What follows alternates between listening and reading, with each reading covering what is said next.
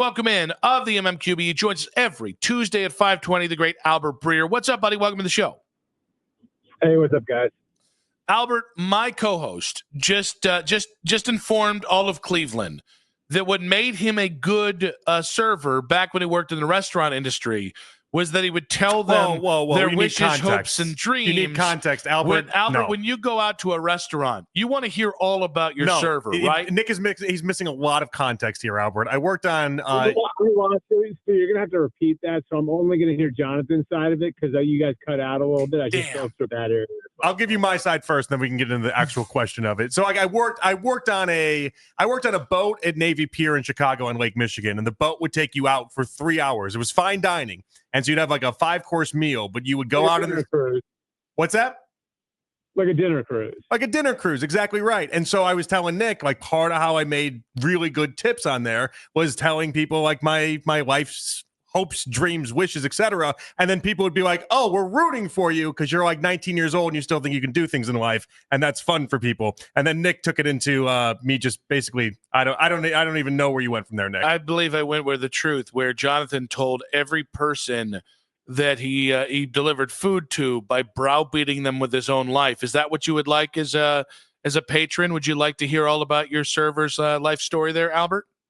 Wait, so the part I missed was this all a lie then? You were 19 and single, and you were telling them that your wife this is going on with your wife? Life. No, my life. Talking about like his dreams. Yeah, like my dreams. Oh, his dreams. I thought you said your wife. Okay, okay.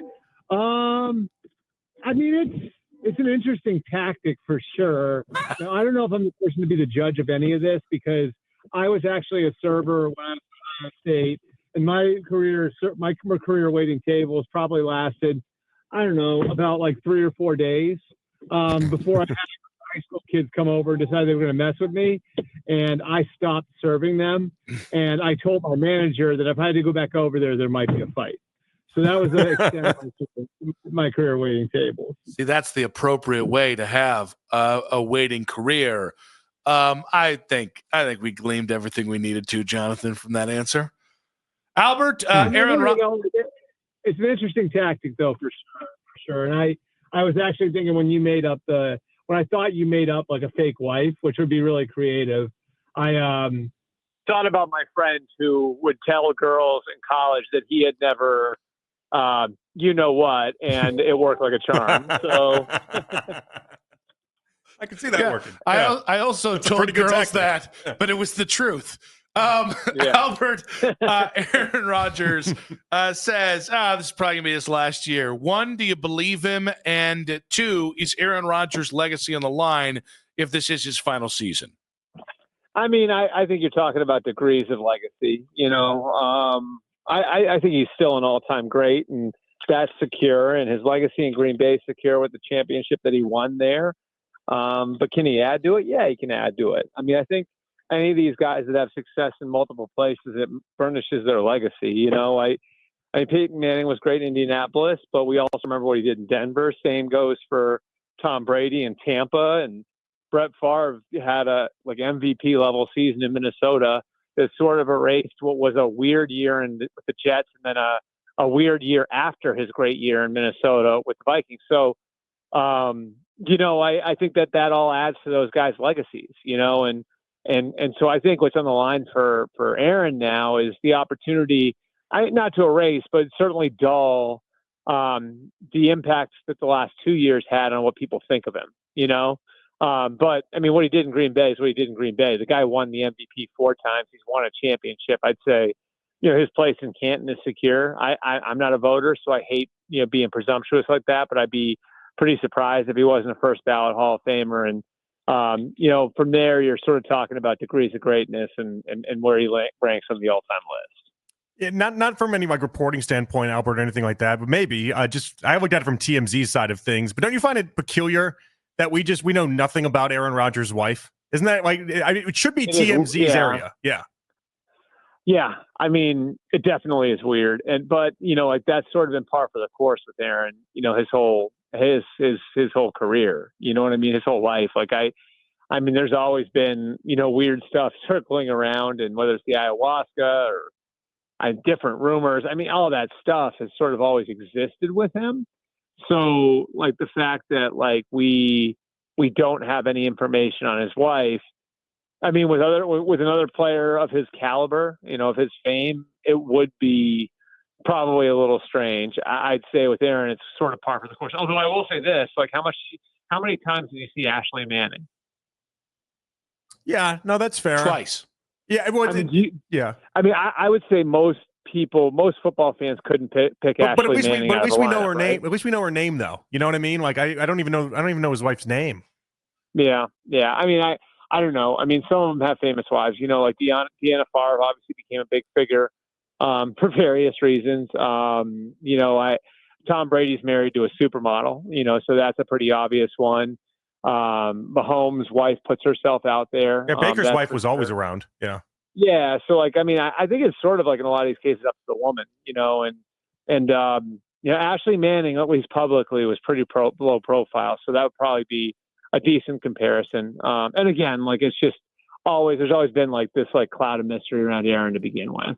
I don't think she exists, Albert. I think it's a theory Nick had. I know that's where you're getting at, and I'm not going to speculate on that, but you can think what you want to think. And I absolutely will. Albert, will the collusion case, do you think that this will have lasting impact or repercussions for either the NFL or NFLPA? So I think on the NFL side, probably not.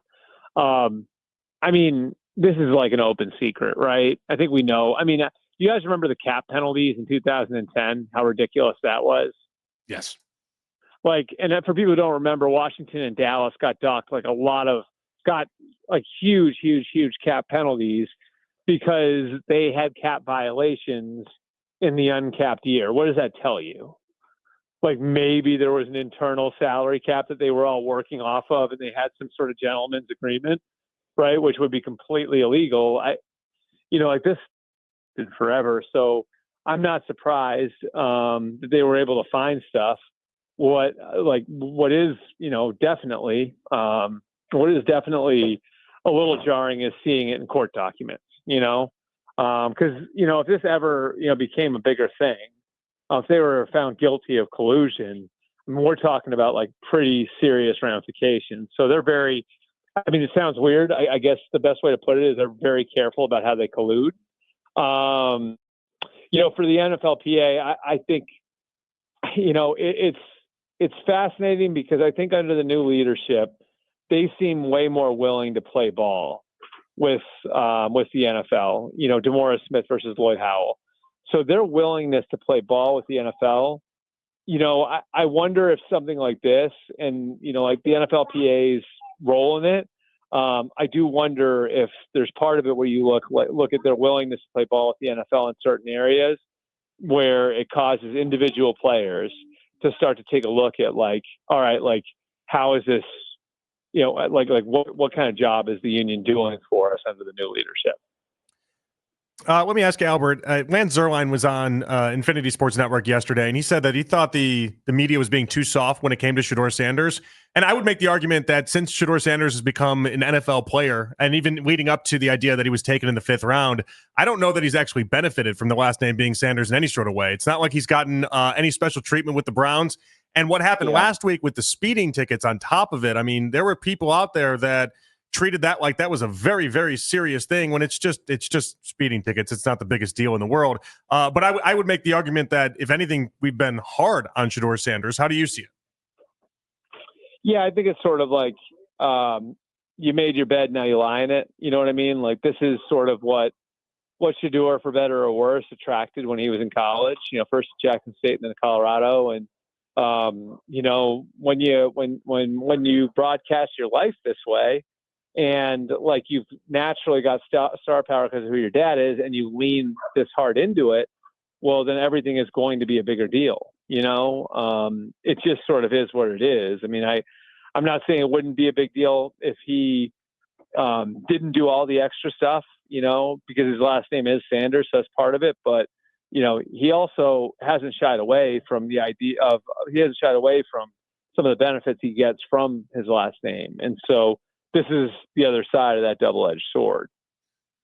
Albert, the big talking point yesterday around the national sports scene and even on our show was the rise of Achilles injuries in the game of basketball and even in the NFL.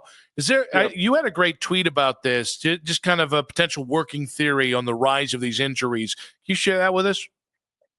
Yeah, I think there's definitely merit to the idea that it's a result of specialization, and not so much like a kid specializing, at 17 or 18 years old. It's like these guys being one sport athletes when they're 10 or 11 or 12 years old, and I think you see it more and more now where there are a lot more kids that are funneled into that are deemed prodigies that are funneled into single sports at the expense of others. Now, I think football is to some degree immune to that because you can't play it year round, and so you have fewer guys. Like I think if you go down the list of great NFL players, you'll see there are a lot more multi-sport athletes than in the other sports because you really don't play it out of your season in most parts of the country. So, Joe Burrow is an all-state basketball player in Ohio, and and Patrick Mahomes is a great baseball player growing up in Texas. So you see more and more. You see more of that.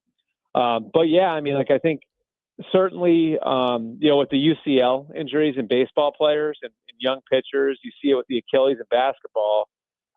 It's beyond just like the obvious, which there's a burnout factor playing one sport over and over and over again. There's also the fact that you're going to overtrain some muscles and undertrain others. And so what that adds up to, just talking to people who know what they're talking about this stuff, is, certain muscles are going to have, an impropriety of wear and tear.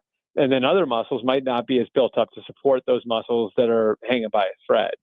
And so, I'm not a doctor. I don't know all the science of it, but I do know this. Like I've talked to people who have been doing this and do this for a living that say you shouldn't specialize until you're 17. And I think we all know, like in sports like basketball and baseball and hockey, the really great ones, a lot of the really great ones are specializing much earlier than that. So, if Halliburton, I looked up Tyrese Halliburton, and his profile from Iowa State. And generally, you'll see, if you went 20 years ago, you'd see like, oh, well, he was also All-State baseball, or he was a great football player also, And you look at Tyrese Halliburton, and literally every single thing in his high school bio was basketball, every single thing.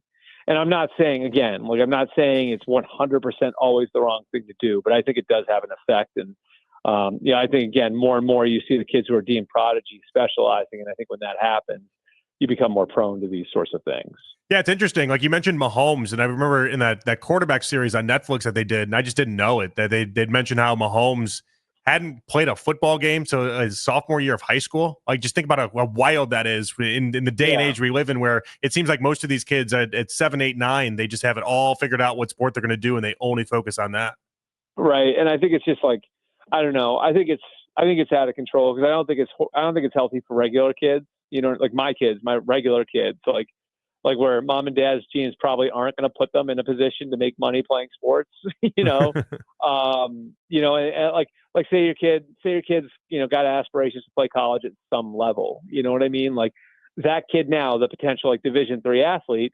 Like I think those kids are being specialized now. That's not great. You know what I mean? Like, but it's become so competitive that, like it almost like plays on the insecurity of people. Like if my kid's not doing what Johnny over there is doing, then he's going to fall behind, and, I just think I think it's not a great trend at any level.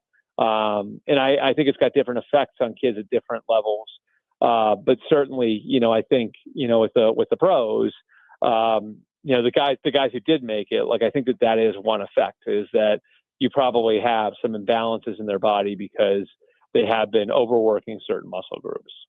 Albert, you're one of Ohio State's truly great college football video game players across the last.